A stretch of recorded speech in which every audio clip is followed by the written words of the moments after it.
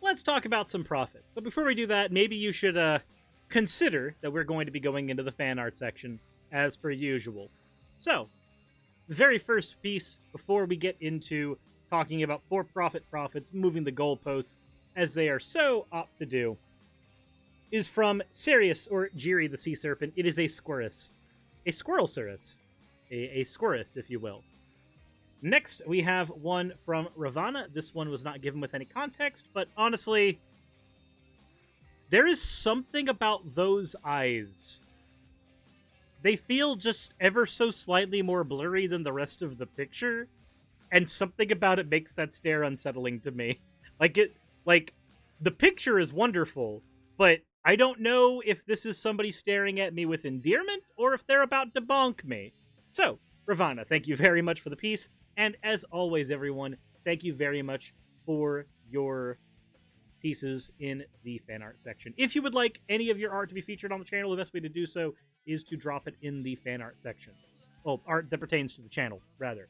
And then it will be shown on the channel in chronological order. With that said, for profits. We got some profits here. Let's talk about the profits. Profiting.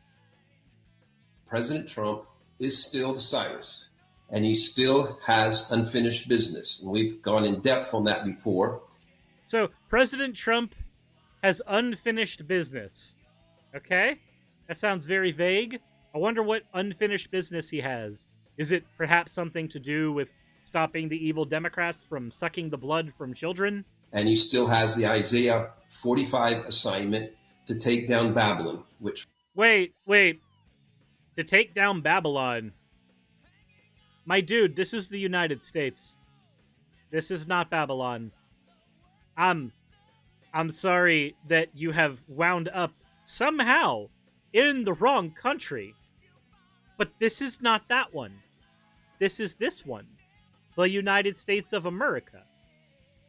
For our purposes represents the deep state. Okay, so it just represents the deep state. That makes it so much better. No, it doesn't. It is much more embedded and much wider root system than we possibly imagined, maybe. And so... Maybe? Wait. Maybe? Which is it? Is there a larger root system here that needs to be uncovered?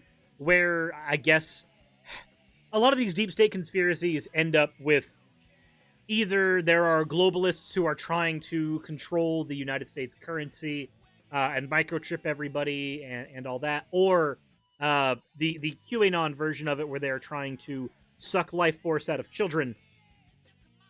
My question is, with these deep networks, is it that these go farther than anyone could have ever thought, which kind of throws any of your predictive powers out the window? Just gonna go and throw that out there right now.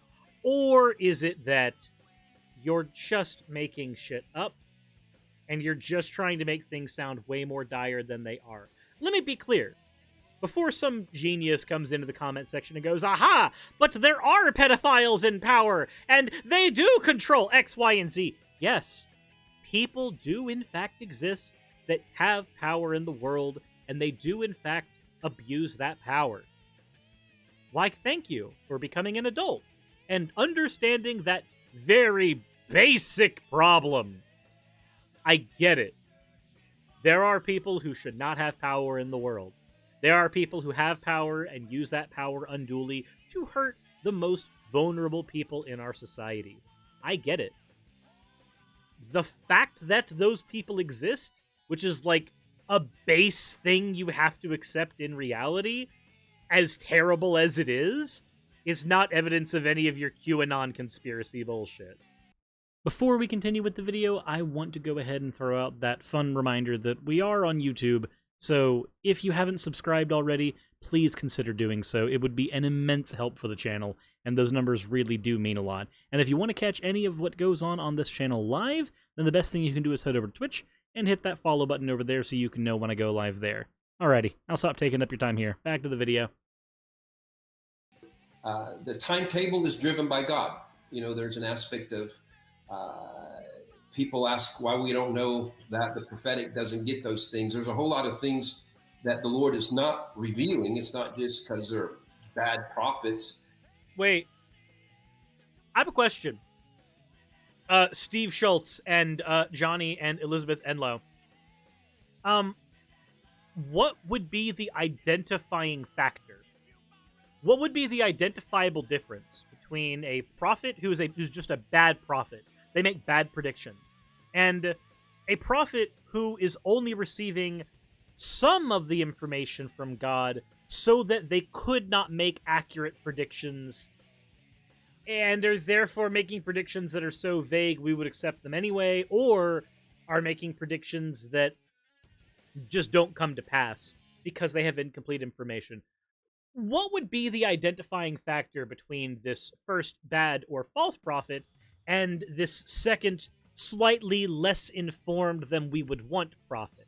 How would we tell the difference between the two if their prophetic speech comes to pass at the exact same rate?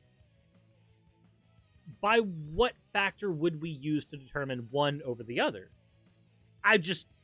Honestly, I want to know. Because when you think about it, to me, there's little difference functionally between a prophet who gets shit wrong because they're a bad or a false prophet, or a prophet who gets shit wrong because God's just not revealing enough to them. Would you like to know who else God's just not revealing enough to then? The rest of the fucking population. You can't say things you don't see. And the more you understand what's going on, it would literally mess up strategy of how the Lord is doing it. I'm sorry, what? Could you please repeat that part? Please. Streamer Scout Alden, thank you very much for the follow. Also, please repeat that part. That part seems very important. Literally mess up strategy of how the Lord is doing it. You can't say things you don't see. And the more you understand what's going on, it would literally mess up strategy of how the Lord is doing it. So, if I understood or learned any more information right now, then it would mess up God's strategy. So, you're admitting that God's not all-powerful. That's what this is. I'm sure that there are some people in chat who are going to go, no, that's not what that means. That's not what he said. And you're right. He didn't say that in so many words. But if you are a deity and you claim to be all-knowledgeable, all-powerful, and when a situation comes up and you say, no, you can't do that, that will mess things up. An all-powerful deity can't have things messed up. In fact, one of the fundamental principles of being all-powerful is that other people can't mess things up for you. Because for it to be within their power to mess things up for you, it has to be out of your power somehow. But it's definitionally impossible to be out of your power, because you're all-powerful. Moreover, the ways in which these people could ruin anything that you would want to do would necessarily fall within the purview of your omniscience. You would know that these people would be doing things, and you had the ability to play. If Nicol Bolas, a fictional fucking character, can plan better than your very, quote, real deity, I'm sorry. I refuse to accept this perfect knowledge, perfect powered version of God in any way, shape, or form. But to be fair, the God character of the Bible seems to be all stupid and have less foresight than a fruit fly. I mean, fair. The guy literally couldn't understand basic human psychology despite creating humans, dropping a thing that we aren't supposed to touch in the middle of a garden, after casting his worst enemy into the garden. It just seems like literally all of the worst possible decisions you can make. God is like the worst isekai anime protagonist of all times. Because what's the one crowning factor of a really bad anime protagonist, especially in isekai? When the character gets to do just dumb shit and everybody lets them get away with it, they never get punished for their actions. That's God. He just makes dumb mistake after dumb mistake, and nobody holds them accountable for them. They're just like, ah, yes, we do still worship you. You know, if he's using certain individuals in the world and certain leadership and certain militaries to do things, and we're telling all the secrets and timing, Right. It really, we have heard that actually we'll say from the other side, even witches and warlocks are telling, we'll say deep staters, they're not hearing anything. And so. Wait, hold on. I'm going to have to re-listen to that because what I heard was another form of we cannot, if God communicates secrets to us, we cannot give those secrets out because it will fuck up his plans.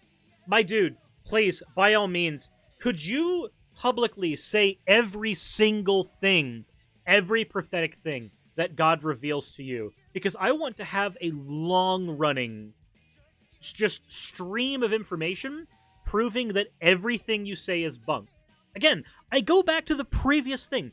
What is the functional difference between a bad prophet and a good prophet that merely gets some information and is constantly getting things wrong as a result? Or this third kind of prophet, who we have now been introduced to, the third kind of prophet, who does get nigh perfect information. However, this particular prophet does not reveal information in such a way that anybody can hold them accountable for what they say, because, well, then the witches and warlocks in the other militaries might find out. You know how I made that joke about God being a bad isekai protagonist? I'm sorry. I've made jokes before about God being a yandere anime girl. Now he's a bad isekai protagonist. But seriously, if you're trying not to let God's plan seep through so the witches and warlocks and the enemy military can't destroy his plan, then I believe that all of these really awful, radical anime comparisons are way more apt than they have any right to be. And yes, I do agree that Digimon is an isekai anime, and I also think that Digimon did the SAO storyline way better. Sword Art Online has a worse story than Digimon, and they are formatted identically to me. We have heard that actually we'll say from the other side, even witches and warlocks are telling, we'll say deep staters, they're not hearing anything. And so we'll say deep staters.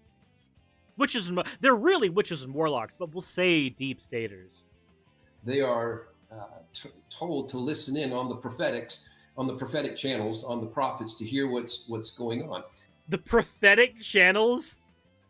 What, do I go to 777 AM FM on the radio station so I can listen to God whisper ASMR battle plans in my ear? Is that what I gotta do? Because, I'll totally do that. I'll do that. And you know what? Then I will also be one of your beloved prophetic secret keepers. Prophetic channels. What the actual fuck? So the Lord's not going to give them anything that helps them know what to do, how to fight, how to stay in there longer. So God's just not going to give any information. Again, I ask for the third time, what is the functional difference between a prophet who gets things wrong because they're a false prophet, a prophet who gets things wrong because they're given incorrect information, or a prophet who gets things wrong deliberately? Functionally, for you, the viewer, what is the difference between these three people? I would say there is no difference between any of them. There is no way to discern which one of these is a real prophet versus which one of these is a false prophet. Each of these three people feel, look, and, I'm going to be honest, probably smell equally bullshit. And because they all seem equally bullshit to me, then I'm going to dismiss them with the exact same comments that I would, regardless of if they are real or not.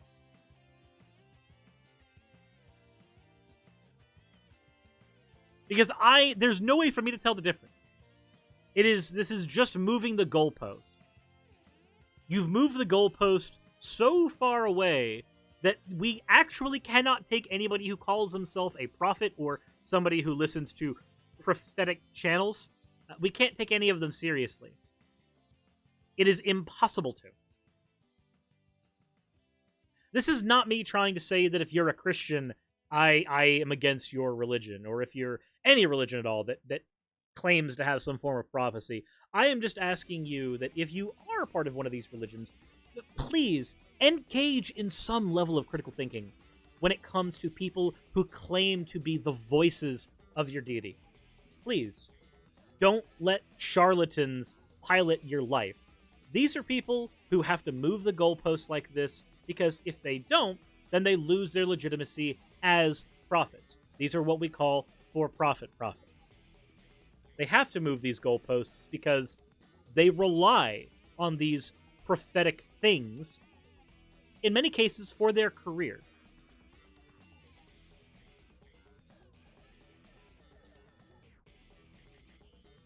With that said, though, this is where I turn everything over to you guys. What do you think about Steve and Johnny trying to explain to us that they just can't reveal God's glorious battle plans?